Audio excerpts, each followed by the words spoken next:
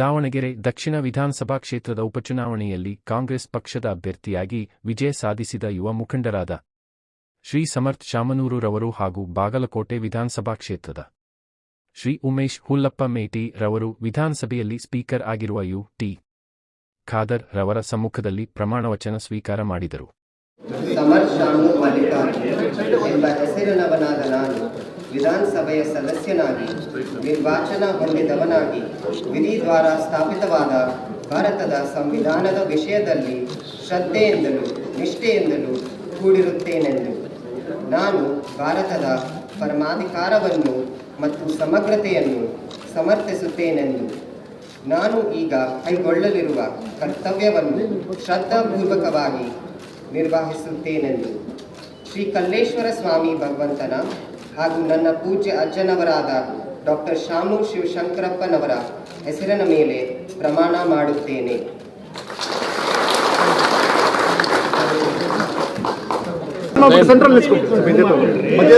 ಈ ಶುಭ ಸಂದರ್ಭದಲ್ಲಿ ಶ್ರೀ ಸಮರ್ಥ್ ಶಾಮನೂರುರವರು ಹಾಗೂ ಶ್ರೀ ಉಮೇಶ್ ಹುಲ್ಲಪ್ಪ ಮೇಟಿ ರವರ ಕುಟುಂಬ ವರ್ಗದವರು, ಕಾಂಗ್ರೆಸ್ ಮುಖಂಡರು, ಕಾರ್ಯಕರ್ತರು ಆಗಮಿಸಿ ಕಾರ್ಯಕ್ರಮವನ್ನು ಯಶಸ್ವಿಗೊಳಿಸಿದರು. ವಿಧಾನಸಭೆಗೆ ಆಗಮಿಸಿ ನಮ್ಮ ಮಾಧ್ಯಮದ ಮೂಲಕ ಶುಭ ಕೋರಿದರು.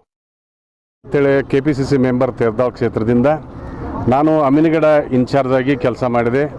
ಕರ್ನಾಟಕದಲ್ಲಿ ನಡೀತಕ್ಕಂಥ ಉಪಚುನಾವಣೆ 2 ಚುನಾವಣೆಯಲ್ಲಿ ಕಾಂಗ್ರೆಸ್ ಪಕ್ಷ ಜೈಬೇರಿ ಬಾರಿಸಿದೆ.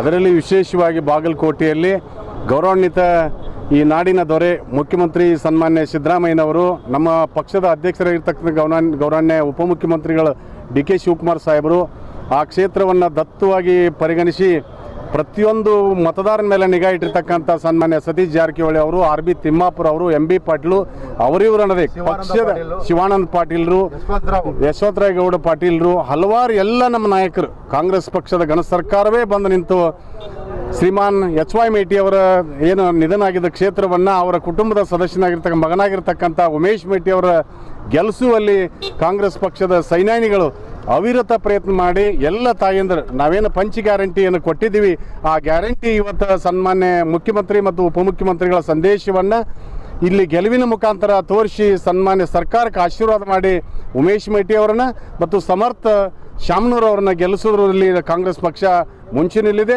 ಮುಂದಿನ ಎಲ್ಲ ಬರ್ತಕ್ಕಂಥ ಚುನಾವಣೆಗಳು ಕೂಡ ಕಾಂಗ್ರೆಸ್ ಪಕ್ಷ ವಿಜಯ ಸಾಧಿಸಿ ಕರ್ನಾಟಕದಲ್ಲಿ ಕಾಂಗ್ರೆಸ್ ಪತಾಕೆಯನ್ನು ಹಾರಿಸ್ತೀವಿ ಅಂತಕ್ಕಂಥ ಮಾತನ್ನು ಹೇಳಿ ನಿಮ್ಮೆಲ್ಲರಿಗೂ ನಮಸ್ಕಾರ, ಧನ್ಯವಾದ.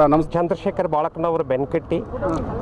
ನಾನು ಎಚ್.ವೈ. ಮೇಟಿ ಸಾಹೇಬರು PLD ಬ್ಯಾಂಕ್ ಚೇರ್ಮನ್ ಇದ್ದಾಗಿನಿಂದ ಅವರ ಪ್ರಥಮ ಚುನಾವಣೆಗಿಂತ ಪೂರ್ವದಲ್ಲಿ ಅವರ ಜೊತೆ ನಿಕಟವಾಗಿ ಸಂಪರ್ಕವನ್ನು ಹೊಂದಿರತಕ್ಕಂಥ ನಾನು ಅವರ ಸರಳ ಸಜ್ಜನಿಕೆಯ ಸ್ವಭಾವವನ್ನು ಕಂಡು ನಾವು ಯಾವತ್ತೂ ಅವರು ಹಿಂದೆ ಚುನಾವಣೆಯನ್ನು ಮಾಡ್ತಾ ನಮ್ಮೂರಿನಲ್ಲಿ ಲೀಡ್ ಕೊಡ್ತಾ ಇವತ್ತಿಗೂ ಸಹಿತ ನಾವು ಬಹಳಷ್ಟು ಚುನಾವಣೆಯನ್ನು ಮಾಡಿದ್ದೀವಿ. ಸುಮಾರು 6 ಚುನಾವಣೆಯನ್ನು ಮಾಡಿದ್ರು ಸಹಿತ ಪ್ರತಿ ವರ್ಷ ಬೆನಕಟ್ಟಿ ಗ್ರಾಮದಿಂದ ನಾವು ಲೀಡ್ ಕೊಡ್ತಾ ಬಂದಿದ್ದೀವಿ.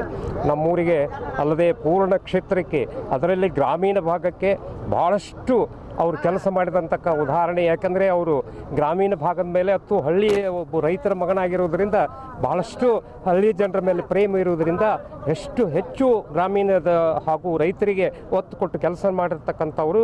ಹಾಗೆಯೇ ಪಟ್ಟಣದಲ್ಲಿಯೂ ಸಹಿತ ಕೆಲವೊಬ್ಬರು ತಪ್ಪು ಸಂದೇಶವನ್ನು ಕಳಿಸಿದ್ದಾರೆ. ನಗರಕ್ಕೆ ಅವರು ಏನು ಕೆಲಸ ಮಾಡ್ತಾ ಇಲ್ಲ ಅಂತಕ್ಕಂಥದ್ದು ಅದು ಸುಳ್ಳು. ಇವತ್ತು ಬಂದು ನೋಡ್ರಿ ಅವ್ರ ಕಾರ್ಯಕ್ಷೇತ್ರವನ್ನು ಬಾಗಲಕೋಟೆಯೊಳಗೆ ಅವರ ಒಂದು ಅವಧಿಯಲ್ಲಿ ಎಷ್ಟು ಕೆಲಸಗಳಾಗಿದೆ ಅಂತಕ್ಕಂಥದ್ದು ನಿದರ್ಶನ ಇದೆ. ಅದು ತಪ್ಪು ಸಂದೇಶ ಹೋಗಿದೆ ಅಂತ